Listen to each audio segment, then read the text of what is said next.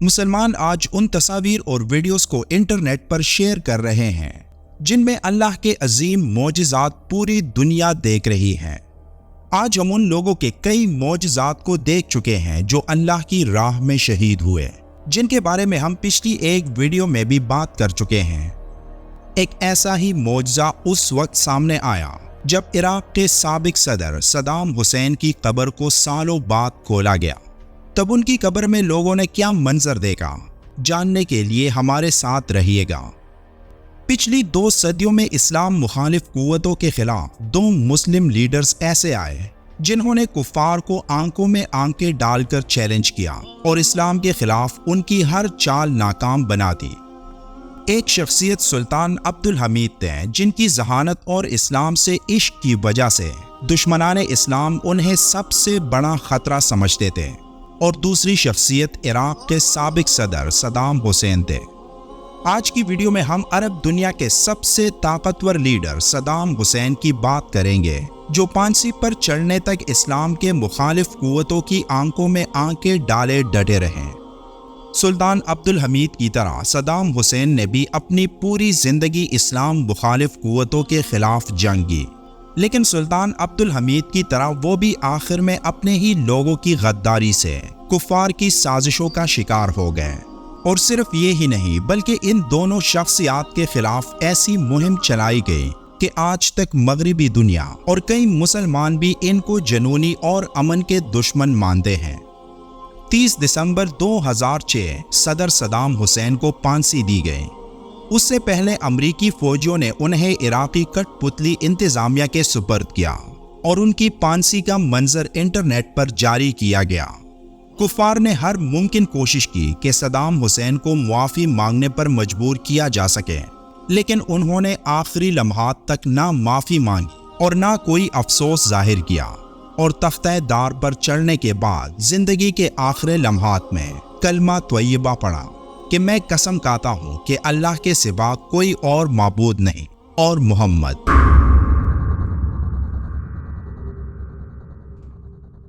ان کے آخری الفاظ مکمل نہیں ہو سکے اور اس کے بعد وہ آخری سانس تک پرسکون تھے۔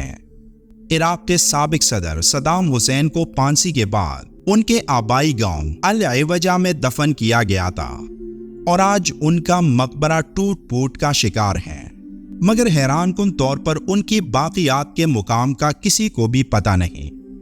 ایک فرانسیسی خبر رساں ادارے AFP کی رپورٹ کے مطابق صدام حسین کی آخری آرام گاہ میں میت کی موجودگی کے حوالے سے پراسراریت اور شبہات ابھر رہے ہیں۔ سوالات کیے جا رہے ہیں کہ کیا ان کی میت ابھی بھی العوجہ میں ہے یا قبر سے نکالی جا چکی ہے،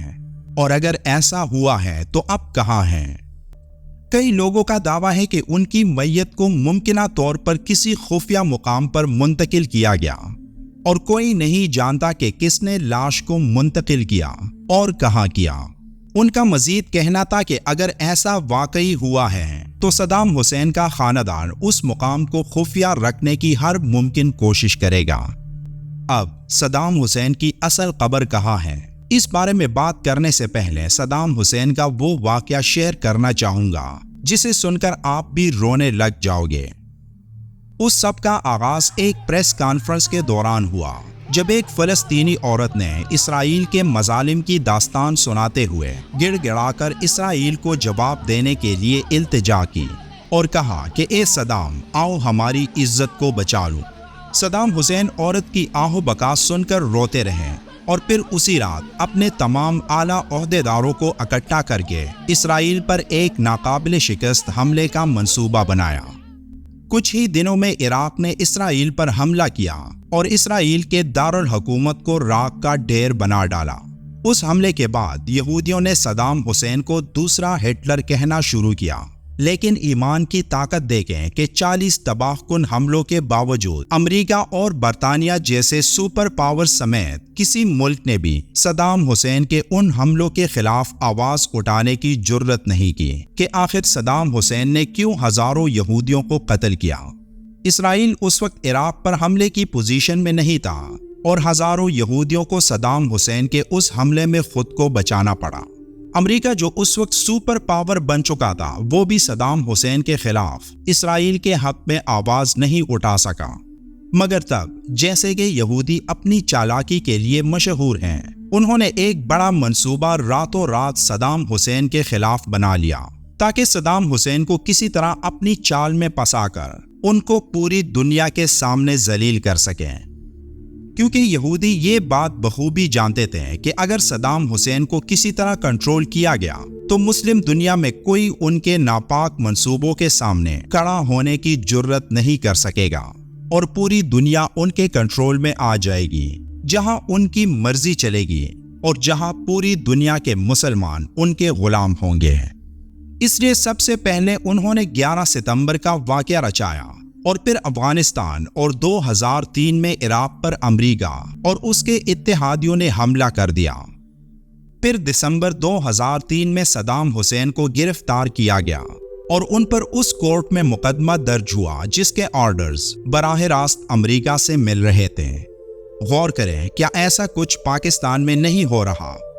صدام کے مقدمے کی سماعت کے دوران ان کے تینوں وکیلوں کو قتل کر دیا گیا، جس کے بعد ان کے موکلین نے عدالتی کارروائی کا بائیکاٹ کیا اور صدام حسین نے بھوک ہڑتال کی۔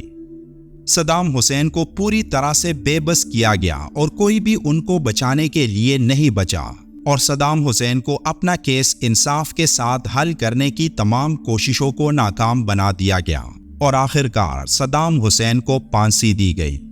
صدام حسین کی میت کو ان کے آبائی گاؤں لے جا کر دفنایا گیا، لیکن کچھ دنوں بعد اس وقت کے امریکی صدر جارج بش کے حکم پر ان کے جسم کو بغداد لانے کا حکم جاری ہوا، اور جب ان کی قبر کو بغداد لے جانے کے لیے کھولا گیا تو وہاں موجود مسلمان، عیسائی اور یہودیوں نے ایک حیران کن منظر دیکھا۔ جو انہوں نے دیکھا وہ ایک معجزہ ہی تھا۔ ان سب نے دیکھا کہ صدام حسین کا چہرہ ایسے تر و تازہ ہے جیسے کہ ایک زندہ انسان کا چہرہ ہوتا ہے،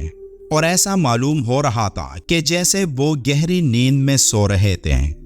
یہ سب ان کی تدفین کے 12 سال بعد کا واقعہ ہے۔ کئی لوگوں کا دعویٰ ہے کہ صدام حسین کے جسم کو وہاں سے نکالا گیا تھا، لیکن ان کو بغداد نہیں لے جایا گیا،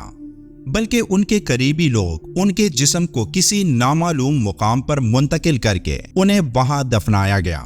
جس کا علم آج تک کسی کو نہیں ہو سکا۔ اور بغداد میں امریکہ نے جو قبر صدام حسین کے لیے تیار کی تھی وہ وہاں نہیں ہے۔ صدام حسین کے ذاتی محافظ کا بیان سامنے آیا کہ صدام حسین ایمان کے پختہ اور ایک سادہ انسان تھے جو موت سے کبھی نہیں ڈرے، اور جب ان کو پھانسی کے حکم کے لیے کٹہرے میں لایا گیا تو تب بھی انہوں نے مسکراتے ہوئے موت کو گلے لگا دیا۔